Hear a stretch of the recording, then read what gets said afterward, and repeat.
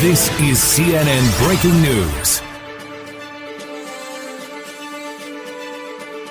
मेरा नाम है मनु और स्वागत है आपका श्वेता दर्पण न्यूज चैनल में। इस चैनल के माध्यम से आपको समाज, संस्कृति, विभिन्न प्रकार के घटनाक्रम की जानकारी उपलब्ध कराई जाती है। हमारे चैनल को सब्सक्राइब कीजिए और बेल आइकन को प्रेस कीजिए। भाजपा सहयोगी संगठन की राष्ट्रीय महिला उपाध्यक्ष श्वेता रस्तोगी ने कहा, ठाकुर जी की भाभी एक लड़की थी जो श्री कृष्ण की अनन्य भक्त थी।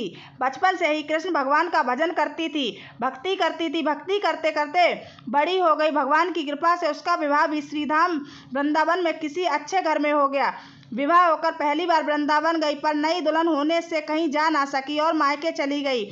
फिर वो दिन भी आ गया जब उसका पति उसे लेने उसके मायके आया। उसने पति के साथ फिर वृंदावन पहुंच गई। पहुंचते पहुंचते उसे शाम हो गई। पति वृंदावन में यमुना किनारे रुककर कहने लगा, देखो शाम का समय है, मैं यमुना जी में स्नान करके अभी आता हूँ।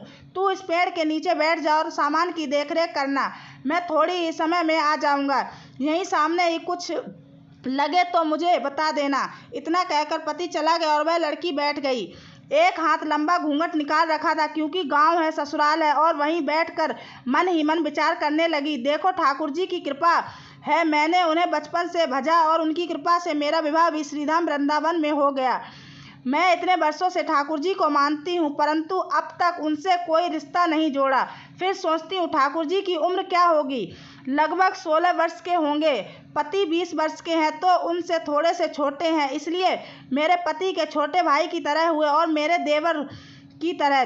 तो आज से ठाकुर जी मेरे देवर हुए। अब तो ठाकुर जी से नया संबंध जोड़कर वो बड़ी प्रसन्न हो गई और मन ही ठाकुर जी से कहने लगी, देखो ठाकुर जी, आज से मैं तुम्हारी भाभी हूँ और तुम मेरे देवर हो गए।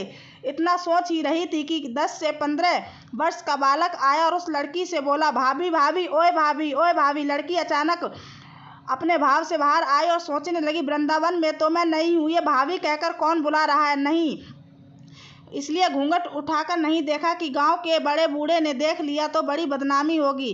अब वह बालक बार बार कहता, पर वह उत्तर ना देती। बालक पास आया और बोला, भाभी नेक चेहरा तो दिखा दे। अब वह सोचने लगी, अरे ये बालक तो बड़ी जिद कर रहा है, इसलिए उसके घूंघट पकड़कर बैठ गई कि कहीं घूंघट उठाकर देख ना ले। लेकिन उस बालक ने जबरदस्ती घूंघट उठाकर चेहरा देख लिया और भाग गया। थोड़ी देर में उसका पति आया। उसने सारी बात अपने पति से कही। पति ने कहा, तुमने मुझे आवाज़ क्यों नहीं दी। लड़की बोली, वह तो इतनी तेज से भाग गया कि। पति बोला, चिंता मत करो, वृंदावन बहुत बड़ा थोड़े ही है, कभी किसी गली में खेलता मिल गया तो हड्डी पसली एक कर दूंगा।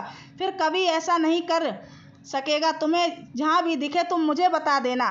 फिर दोनों घर गए। कुछ दिन बाद उसकी सास ने अपने बेटे से कहा, बेटा तेरा विवाह हो गया, बहू मायके से भी आ गई, पर तुम दोनों अभी तक बांके बिहारी जी के दर्शन के लिए नहीं गए। कल जाकर बहू को दर्शन करा लाना।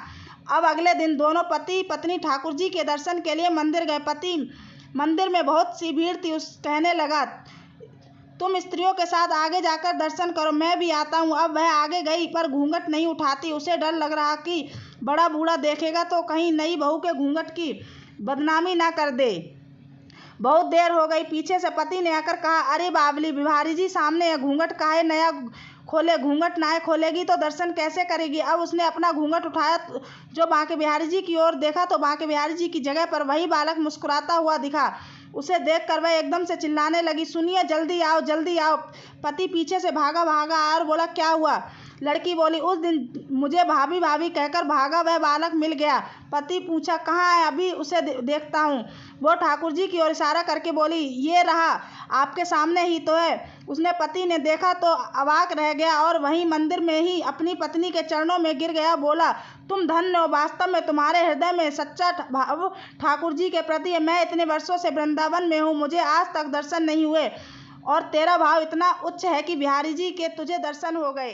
जय हो बांके बिहारी की।